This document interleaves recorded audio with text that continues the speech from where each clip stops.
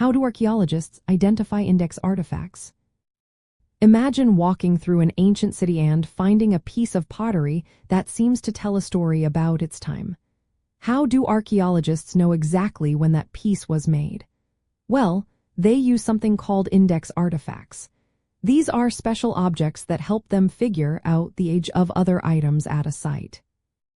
To identify these artifacts, archaeologists first look at where they are found.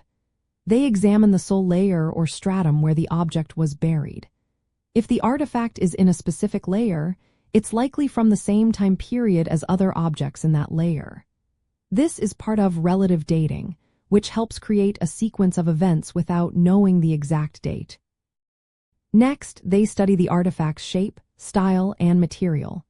For example, pottery styles change over time. A certain type of decorated pottery might only have been used during a specific era. By comparing these features to known styles from previous research, archaeologists can match the artifact to a particular period. This process is called typological study.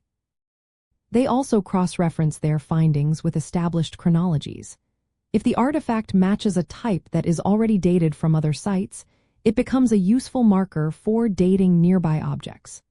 For instance, if a certain style of arrowhead was only used during the Bronze Age, finding it at a site suggests that layer dates back to that time. Another key point is that index artifacts are often found across large areas but only within a narrow time frame. This wide distribution makes them reliable indicators of a specific period. For example, certain pottery or tools are found in many locations but only during a particular century or cultural phase. Archaeologists also look at how the artifact relates to other objects and features at the site. If a piece of pottery is found alongside a specific type of tool or building remains, it helps confirm the time period. In practical terms, archaeologists use index artifacts to build a timeline of human activity at a site.